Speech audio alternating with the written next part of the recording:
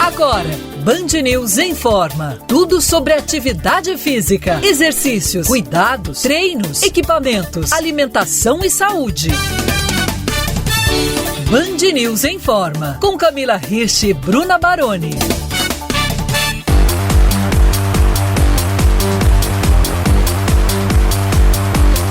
Enxaqueca ou dor de cabeça? Como diferenciar essas dores?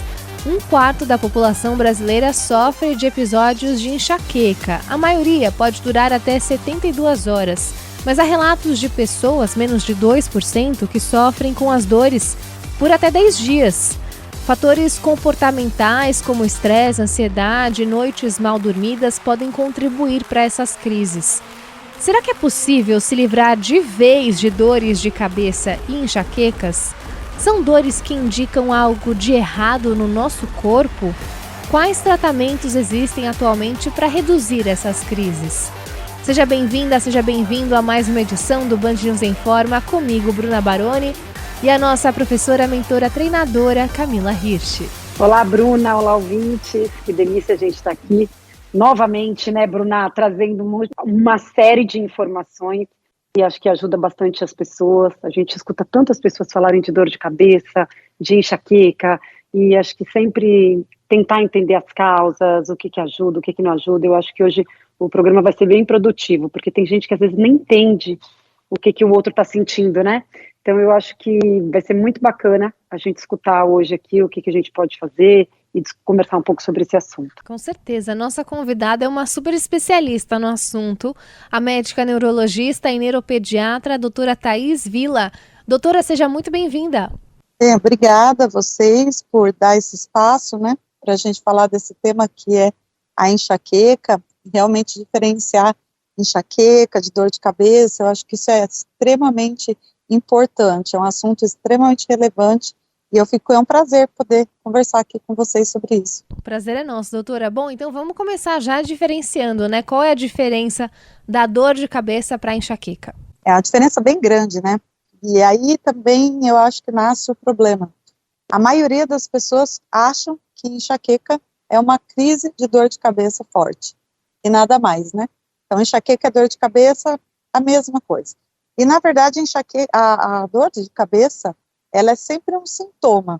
Ela vai ser um sintoma de vários problemas de saúde. Então, por exemplo, agora com a questão da dengue, né? Dor de cabeça é um sintoma dentro da dengue. Dor de cabeça é um sintoma dentro de uma causa mais grave, como um tumor cerebral. Dor de cabeça era sintoma da Covid. E dor de cabeça é sintoma de enxaqueca. Um dos sintomas, mas não único e bem longe disso. Então, eu gosto de sempre falar muito com os pacientes e também nas redes do Instagram, que a primeira coisa é entender isso, que enxaqueca não é só dor de cabeça. Porque senão as pessoas vão achar que o único tratamento seria realmente resolver aquela dor de cabeça com medicamentos para os sintomas, que a gente chama de sintomáticos, como tomar analgésico, anti-inflamatório, e aí que, não tratando a doença, essa doença vai progredir nos sintomas todos, que a gente vai poder discutir aqui. Doutora, então a dor de cabeça, ela é um sintoma da enxaqueca, e a dor de cabeça, ela surge por quê, exatamente? E é um termo tão popular, que eu acho que às vezes a gente usa, sem estar às vezes com a dor de cabeça, né? É um termo que a gente fala assim, nossa senhora, essa pessoa só me traz dor de cabeça. A gente usa isso tão popularmente falando, que eu acho que às vezes as pessoas até, obviamente que não confundem, porque você sente ela, mas o que é a dor de cabeça? Assim, tem diferença de que parte da cabeça, ou a forma dela, ela se diferencia, assim, do tipo ou o local? Na verdade, mais que isso, né? A dor de cabeça é a principal dor que as pessoas sentem, é algo extremamente prevalente, e até você falou em usar de forma até um pouco mais banalizada mesmo, né? Mas no caso da enxaqueca, a dor de cabeça dela, ela acontece de várias formas. Desde uma pessoa que sempre tem um peso, uma dor em peso na cabeça, e isso ela pode ter todos os dias, até o momento que ela atinge a crise da enxaqueca, que aí sim pode vir com dor de cabeça mais severa, e essa dor ser mais latejante, ter uma região principalmente da testa, têmpora, muito na região de pescoço cervical, E aí a pessoa pensa, fala isso, eu estou com enxaqueca. Mas na verdade a pessoa não está, ela tem a doença enxaqueca, e naquele momento ela está com uma crise de enxaqueca envolvendo também uma dor de cabeça forte.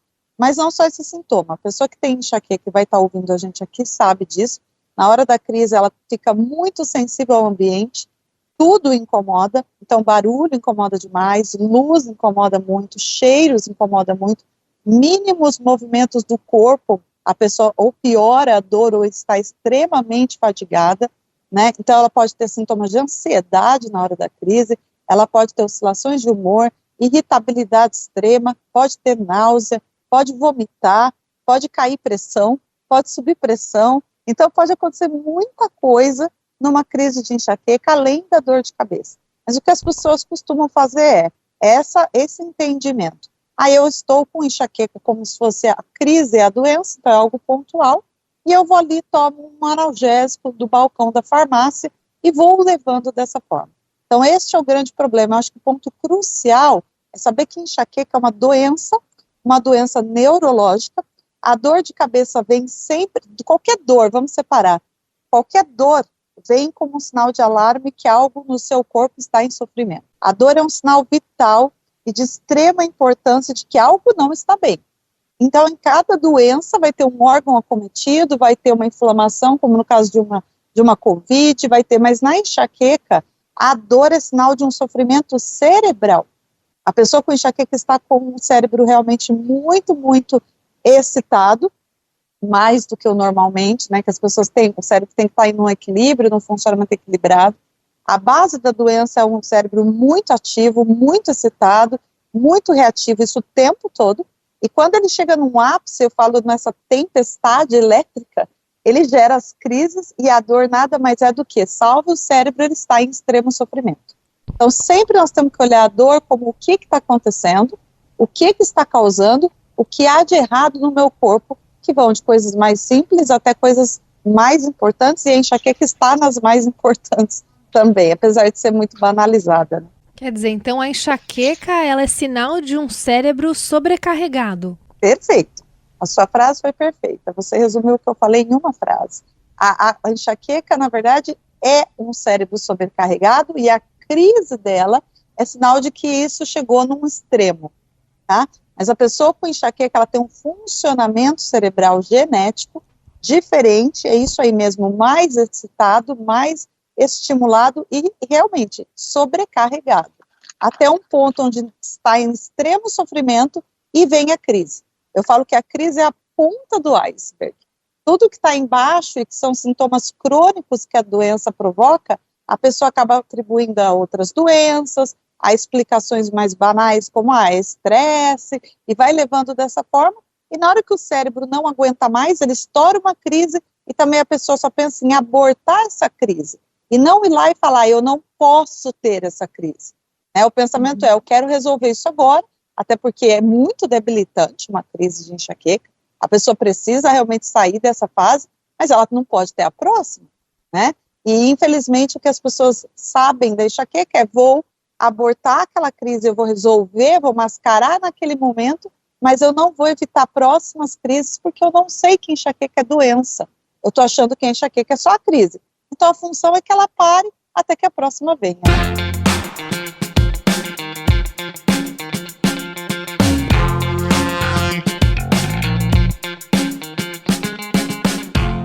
Mulheres são mais acometidas por enxaquecas do que homens. E sim, como a gente vinha falando, é uma doença. Esse é o assunto de hoje do Band News Informa, que recebe a neurologista Thaís Villa. Doutora, por que isso, de as mulheres serem mais acometidas pela enxaqueca do que os homens? Falando como enxaqueca doença, homens e mulheres, os estudos já mostraram isso há muito tempo, tem a mesma prevalência.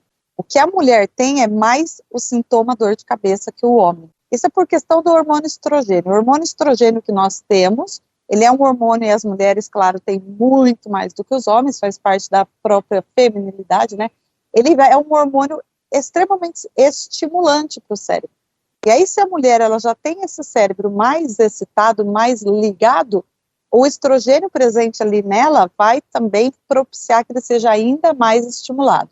e nesse sofrimento ela vai ter mais os alarmes com a dor. Doutora, e o que acontece? A pessoa, então, por ela ser mais agitada, é dizer que ela tem mais chance, ou é uma parte só neural mesmo do cérebro? Tem que ver se a agitação tem a ver com a ativação cerebral. É um funcionamento do cérebro dela. Tá? É uma diferença realmente de muitos neurotransmissores, que são substâncias químicas no cérebro, que sinalizam como as células nervosas vão conversar e como que todas as funções cerebrais vão acontecer. Sono, humor, cognição, realmente percepção também das coisas do ambiente. Então, a pessoa com enxaqueca, ela percebe mais que as outras, luz, barulho, movimento, ela se incomoda mais mesmo fora da crise. Então, se você pegar uma pessoa com enxaqueca e falar, ó, essa luz aqui, expor a mesma luminosidade, isso aqui é claro demais, ela já fecha o olho, isso aqui está me incomodando. A pessoa sem enxaqueca não incomoda. E isso acontece o tempo todo, tá? Então, a pessoa, ela tem um cérebro mais reativo ao ambiente, e isso não é uma culpa dela, isso não é algo que venha do ambiente, porque o ambiente é o mesmo para todo mundo ali que está vivendo. O problema é como a doença faz o cérebro funcionar. Então, ela faz o cérebro funcionar de uma maneira excessiva, e com isso a pessoa fica mais reativa, e ela sofre mais com os estímulos, tanto ambientais externos, como os dela mesma. Por exemplo, para a mulher com enxaqueca menstruar, o que é algo extremamente fisiológico, todas as mulheres saudáveis menstruam, já é um estímulo muito severo fazer toda aquela ciclo hormonal e já é um gatilho para a crise. Por exemplo, até a fase de menopausa, climatério, são fases que toda mulher passa, não importa, todas vamos passar por isso. Nossas pacientes com enxaqueca têm muito fogacho, e inclusive a gente trata fogacho tratando e controlando a enxaqueca.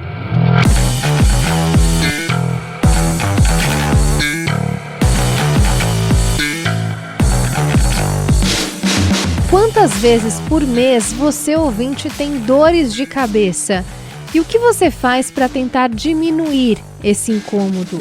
Muita gente acha que não tem como eliminar essa dor, mas hoje o Band News Informa traz o caminho das pedras. A nossa convidada é a neurologista Thaís Villa. E aí, doutora, é possível eliminar totalmente episódios de dores de cabeça, não de enxaqueca, mas dores de cabeça? Primeiro, preciso entender a causa da dor de cabeça. Como aqui a gente está falando de uma causa, que é a enxaqueca, sim. Em quem tem enxaqueca, é possível eliminar as crises de dor de cabeça, desde que a gente faça um tratamento que controle a doença. Não é o caminho ficar tomando analgésico, anti-inflamatório, ou até mesmo medicamentos de enxaqueca para crise, que aí o pessoal conhece bem, que são chamados triptanos, então sumatriptano, naratriptano, ou seja, não é no balcão da farmácia que você vai, definitivamente não é encontrar a solução para que você não volte a ter dor de cabeça se a pessoa tem enxaqueca. Se ela tem dor de cabeça na gripe, passou a gripe e resolveu, certo? Então, a grande maioria das pessoas que tem dor de cabeça recorrente e ela não está com outra doença aguda, ela fora isso é uma pessoa saudável, essa pessoa tem enxaqueca. O problema é que ela não foi diagnosticada, ela está tratando só o sintoma, ela está banalizando isso, achando que é isso mesmo, tomando analgésico na hora dessa dor e não sabe o que fazer, né? Mas sim, enxaqueca, assim como outras doenças crônicas, diabetes, hipertensão, tem tratamentos específicos, várias medidas inclusive a serem feitas, a doença pode ser controlada, a pessoa para de ter dor de cabeça e todos os outros sintomas da doença e volta a viver normalmente, plenamente. A gente vê isso o tempo todo porque é o que a gente trabalha, né, em tratar a doença enxaqueca e controlar. Doutora, e quais são, assim, dá alguns exemplos para a gente de causas, né, porque normalmente é um único motivo, tem mais motivos, o que gera, que pode causar a dor de cabeça dentro as crises, na verdade, falando aqui corretamente, já que a gente está aprendendo agora com você, as crises de enxaqueca? A causa é sempre hereditária. A pessoa tem uma tendência genética dela a ter a doença. É uma tendência de muita gente. Por quê? Porque já foram descobertos mais de 130 genes que predispõem a pessoa a desenvolver essa doença, enxaqueca. Se você conversar com uma pessoa com enxaqueca, ela vai ter também na família várias pessoas com quadros similares em graus variados. Então, a causa é como o cérebro funciona, e isso é determinado por genética da pessoa. Quando você fala situações que provocam a crise em quem já tem a doença, aí existem situações de gatilho mais comuns. Na mulher, o mais comum realmente é a própria menstruação, é a própria questão hormonal. Esse é o gatilho número 1 da mulher, tá? Nos homens não tem isso, eles continuam tendo enxaqueca, mas o gatilho, qualquer coisa, né, resumindo, qualquer coisa que o cérebro com enxaqueca detecte que houve uma mudança, ele pode detectar como estressante. Então, a pessoa com enxaqueca, inclusive, ela pode até falar isso, eu vivo estressada, tudo é muito cansativo. O problema não é o ambiente, o problema é que o cérebro dela está muito fadigado, como você falou, está muito sobrecarregado, como a gente disse antes. Então, esse cérebro vai receber mal as situações do ambiente, e recebendo mal, ele vai ficar ainda mais sobrecarregado, e isso vai ser um gatilho para ele ter crises. O que eu falo, é impossível você evitar todos os gatilhos que a pessoa pode ter quando tem enxaqueca, porque o cérebro está processando tudo como gatilho, né? O ideal é ir no cérebro, tratar esse órgão, assim como a gente trata, eu não tenho uma gastrite, eu trato o estômago, eu tive uma fratura, eu vou lá, corrijo aquele osso, eu vou tratar o cérebro, eu vou cuidar desse cérebro, para que esse cérebro seja menos excitado, seja mais equilibrado, e aí a pessoa não tem mais gatilhos. Então, meus pacientes que estão em tratamento, estão estáveis, eles vivem normalmente, fazem até coisas mirabolantes, eu falo mesmo, assim, de viagens, de se expor a sol, de tudo, e eles falam, doutora, eu antes tinha crise todo dia, hoje eu não tenho nada, nenhuma crise, eu fiquei esperando a crise, e não aconteceu, porque ele está tratando a doença. Bom, então vamos falar sobre esse seu tratamento, doutora. Você idealizou justamente uma clínica que é pioneira aqui no Brasil para tratamento dessas dores, desses episódios de enxaqueca. Fala um pouco então sobre esse tratamento. Sim, exatamente, é pioneira e ainda única, né, porque há 10 anos atrás, eu fui para os Estados Unidos para fazer um pós-doutorado nessa doença, que é a enxaqueca, e quando fiquei lá 1 ano, eu vi que eles tinham essas clínicas para tratar enxaqueca, exclusivamente para isso. Até então, no Brasil, a gente tem neurologistas que se dedicam realmente mais a tratar esta doença nos seus consultórios. Eu também fazia isso até 10 anos atrás. Quando voltei dos Estados Unidos e vi esse conceito de centros de tratamento específicos e vendo a enxaqueca como doença e tratando esse paciente realmente globalmente, 360 graus, eu vim idealizando o nosso modelo e hoje a gente tem um centro que conta aí com 25 profissionais de saúde de diferentes especialidades. Então você vê, se fosse só uma dor de cabeça, para que a gente despender tudo isso, né? Mas é uma doença muito complexa, as pessoas precisam, por isso que eu falei, a gente partiu do que é o inicial, entender que é uma doença e que aquele monte de sintoma que ele tem são ansiedade, bruxismo, dor no pescoço, e mais um monte que ele está atribuindo a um monte de diagnósticos, faz parte dessa síndrome neurológica que é a enxaqueca. E no nosso centro a gente tem profissionais que conhecem a doença e vão tratar todos os sintomas para que o paciente tenha um controle total dela. Doutora, mas aí ele é através do quê? Tipo de medicamentos, não se expor a coisas que nem, por exemplo, uma pessoa que entra dentro de um elevador e ou chega num ambiente, tem um perfume, uma luz, como é que você acalma o cérebro, né? Como é que a gente faz isso? Primeiro, como não se expor a isso, né? Então, realmente, eu tenho que acalmar esse cérebro. Você falou certinho. A primeira coisa é tirar medicamento. O que acontece é que as pessoas chegam tomando muito analgésico pra gente, muitas vezes todos os dias, mas toda semana, pelo menos, para as dores, né? Até porque ele entende enxaqueca é a dor de cabeça, e o analgésico é o que eu vou tomar. Então, eles chegam tomando muito analgésico, eles chegam usando muitos alimentos estimulantes. Então, eu tenho que limpar, fazer uma desintoxicação desse cérebro. Então, eles chegam usando cafeína, então café, chocolate, chás cafeinados, pré-treino, energético, muito, até porque a cafeína tem um efeito analgésico na hora, tá? Então, na hora, de novo, ele aborta a crise, porém, como ele é esse estimulante, ele vai manter o ciclo de excitação do cérebro, e o que você disse, eu não vou acalmar esse cérebro.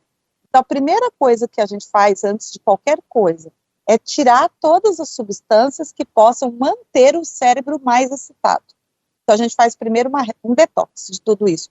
E, em seguida, a gente usa tratamentos específicos para enxaqueca, que a grande maioria das pessoas não faz ideia que existam tratamentos específicos para enxaqueca, de bula, assim, enxaqueca crônica, que é quando a pessoa está em crise praticamente diariamente, e muita gente está assim por aí, que no caso é a toxina botulínica, que eu vou falar que é o Botox, porque é a única toxina botulínica que tem estudo e está na bula para tratar a enxaqueca em grau crônico de crises muito frequentes, e também alguns medicamentos que a gente chama anticorpos anti-CGRP. É um nome muito difícil, mas são medicamentos que foram feitos nos últimos 10 anos, lançados há mais ou menos 5 anos, especificamente para acalmar o cérebro, exatamente isso, para usar e controlar a doença. Então a gente usa esses medicamentos específicos, limpa o cérebro do que está mantendo ele excitado, e com isso ele está mantendo doença ali em rebote, e nossa equipe passa muita medida não medicamentosa.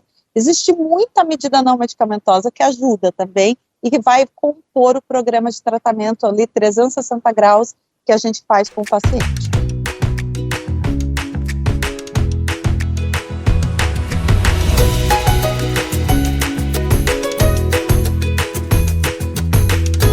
O Informers, dores de cabeça e enxaqueca são assunto do programa hoje com a neurologista e neuropediatra Thaís Villa.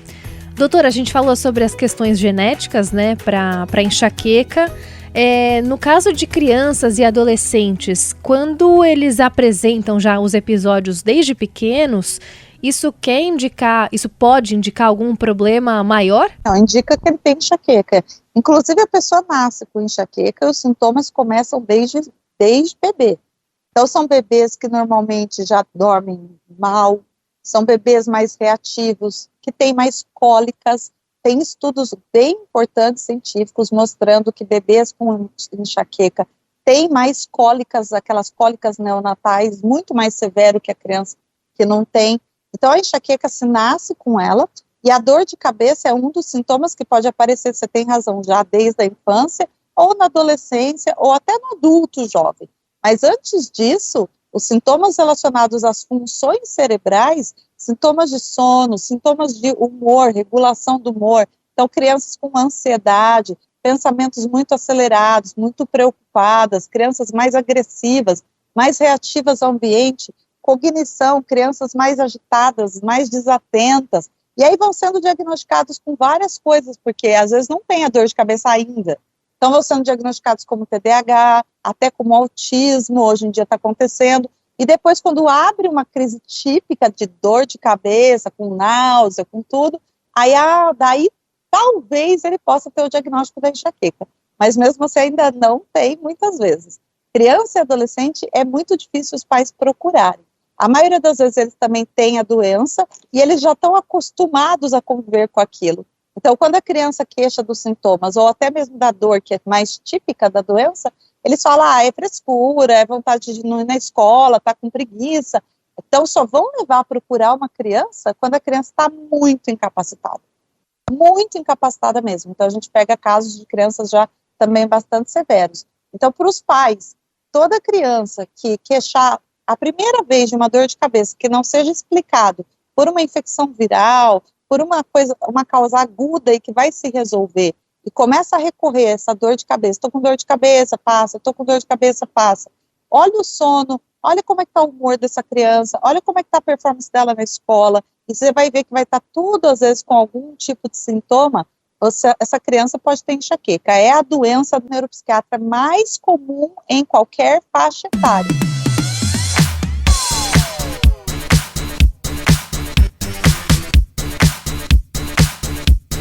O Band News Informa está no ar e a gente está falando hoje sobre dores de cabeça e enxaquecas com a neurologista Thaís Villa. Camila Hirsch, com você. Doutora Thaís, esses remédios que vocês fazem o tratamento, né, porque você falou que normalmente tira-se os remédios que as pessoas usam só para dor daquele momentâneo, aqueles analgésicos, e vocês começam a fazer um tratamento para tratar da doença como um todo, mexendo ali na parte de alimentação, né, e esses remédios que vocês fazem o tratamento, essa pessoa, ela vai ter que tomar esses remédios para sempre, e eles causam alguma, assim, corre o risco de causar alguma dependência, a pessoa aí já teve tanta crise, já sofreu tanto com isso, que aí ela fica super preocupada e toma mais remédio? Não, existem remédios que fazem exatamente o que você falou.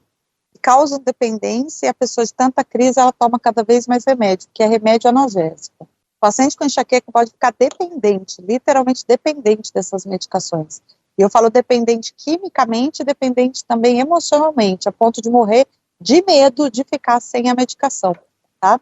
A toxina botulínica, nesse ponto, é o mesmo produto usado para rugas.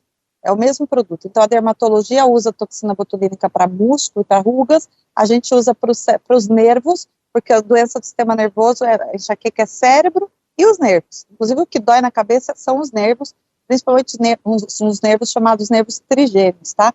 Mas é a mesma botox, ou toxina botulínica, que a dermato também usa. Então, é uma medicação de efeito local.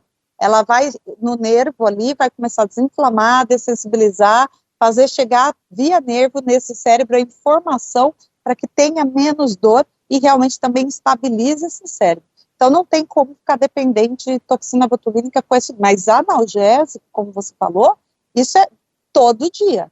É todo dia. Nossa grande início de tratamento lá é tratar a dependência que essas medicações provocaram nos pacientes. Inclusive, muitos vão escalando a potência desses remédios, então começa com um analgésico comum, tipo de pirona, depois tem que ser já combinado com cafeína, depois tem que ser os de crise específicos, que é triptanos, depois está tomando derivado de morfina, tá? Então, ele vai precisando dessa questão da dependência e tolerância. Eu preciso cada vez também mais dose e mais potência para que na hora que eu tomo, a dor melhore.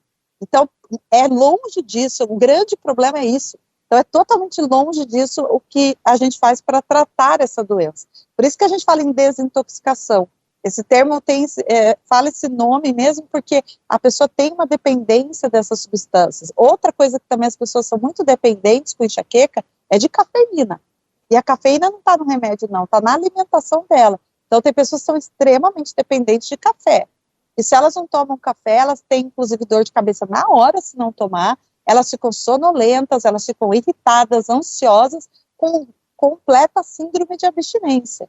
A cafeína é uma droga psicoativa estimulante, socialmente aceita e estimulada. E as pessoas cada dia mais estão usando cafeína em tudo na vida. Eu falo, tomando remédio para acordar, depois precisa de remédio para dormir. Aí vem os Zolpidem da vida, que está se falando muito, o problema que está sendo isso, ou ter que tomar aqueles remédios de tarja preta, chamados benzodiazepínicos. Por quê? Porque a cafeína, ela vicia muito.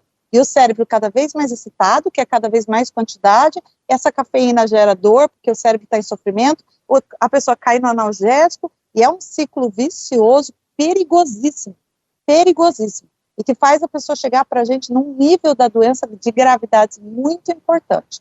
Então é importante vocês estarem levando isso para a população, é um problema crescente, muito preocupante para a gente, porque está entrando desde as crianças, desde os adolescentes, de uma forma maciça, e como eu falei, até mesmo como algo gourmetizado, né, sempre todo mundo com uma xícara de café, sempre coisas de chocolate, só parece que existe isso no mundo, tomando energético, facilidade disso na frente do balcão do supermercado. Então eu estou vendo claramente, principalmente pós a pandemia, que esse estímulo o tempo todo, a parte de droga, seja na alimentação, analgésico, está crescente realmente. Mas então, doutora, como tem muito a ver com todos esses hábitos, né, de vida, e como você falou agora, a gente tem as crianças já hoje, desde pequena, recebendo tantos estímulos o tempo todo, essa criança, esse adolescente, ela pode no futuro vir a ter enxaqueca mesmo que não tenha esse fator genético?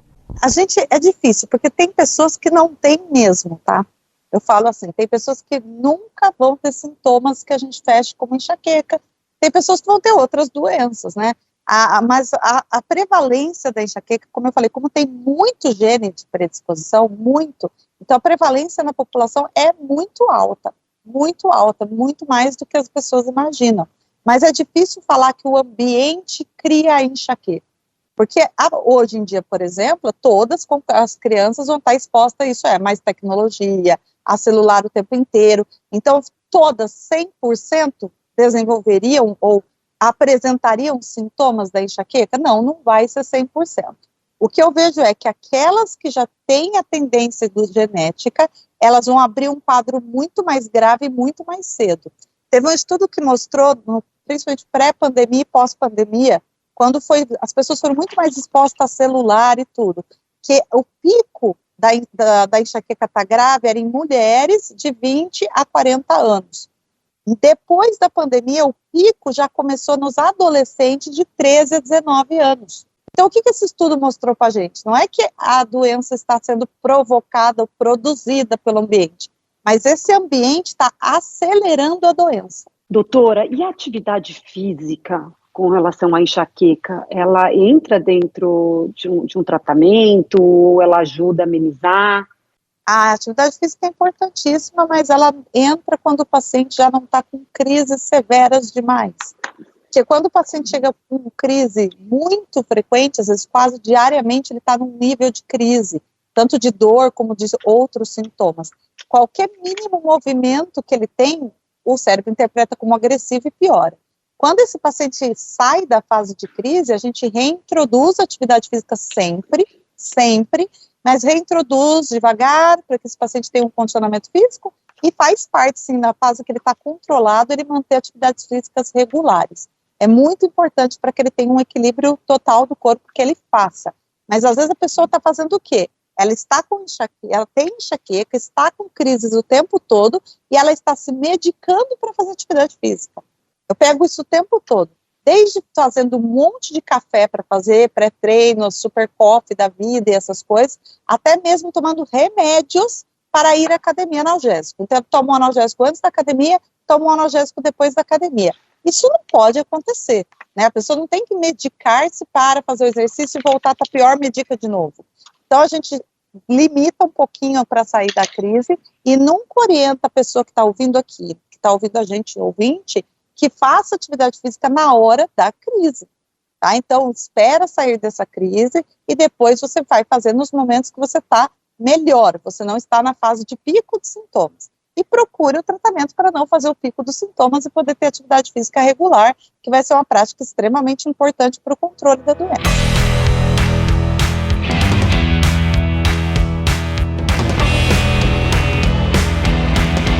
O Band News Informa vai chegando ao fim, mas ainda dá tempo de alguns esclarecimentos da neurologista Thaís Villa sobre enxaqueca e dores de cabeça, que é o assunto do programa de hoje. Doutora, os músculos que ficam tensionados nessa região da nuca, do pescoço, essa tensão de alguma maneira pode contribuir para as dores de cabeça? A tensão muscular é um sintoma da enxaqueca e esses músculos só estão tensionados porque, como a gente explicou, né, o cérebro muito excitado, ele excita também os nervos da região craniana, pescoço, ombros, e aí ele faz essa musculatura contrair. Então, a musculatura fica tensa em resposta a um cérebro e nervos que estão excitando esses músculos o tempo todo. Então, é um pensamento oposto que as pessoas acham. Então eu tenho o músculo tenso, isso é a causa da minha dor de cabeça. Não, é consequência da enxaqueca. E é lógico, ele vai estar tensionado, vai ser mais uma região onde você vai apresentar dores. Pessoas que têm enxaqueca, quanto mais anos de vida, mais longa data, e aí eu falo que para enxaqueca não precisa ser muito, 30 anos para alguém que nasce com uma doença, ela está com 30 anos, é uma pessoa muito jovem, mas já tem 30 anos de doença, porque se nasce com ela. Então já chega para a gente com sintomas exuberantes, cronicamente acontecendo o tempo todo. Então chega com essa região de ombro, de pescoço muito dolorida, muito tensa, com limitação de movimento, aí ela vai lá e fica só indo no ortopedista, achando que é hérnia de disco, achando que a culpa é postura, e de novo, ela não tem um diagnóstico e ela nunca melhora dessas dores também. Então a tensão muscular e a dor na região de cervical e ombros é outro sintoma da enxaqueca, além da dor de cabeça, e um sintoma tão importante quanto a dor de cabeça, até eu ouso dizer. Qual é o nome da sua clínica? É Headache Center Brasil. Muito bem, quero agradecer demais a participação da neurologista e neuropediatra Thaís Villa. Muito obrigada, doutora. Até uma próxima. Obrigada, doutora. Obrigada por tanto. Gente, obrigada a vocês. Eu fico à disposição para a gente conversar mais uma vez, tá bom? Obrigadão. Camila, quem quiser treinar com você sem dor de cabeça, como é que faz? Olha, Bruna, tomara, viu, que tem ajudado muitas pessoas esse programa, espero. Mas é só me procurar no @Camila underline, aquele risquinho embaixo, Hirsch, Hirsch. Uma boa semana a todos, sem muita dor de cabeça, obviamente. E você, ouvinte, pode ouvir todas as edições do Band News em Forma no site bandnewsfm.com.br, tem o nosso perfil no Spotify e o canal no YouTube. Se cuidem e até a próxima!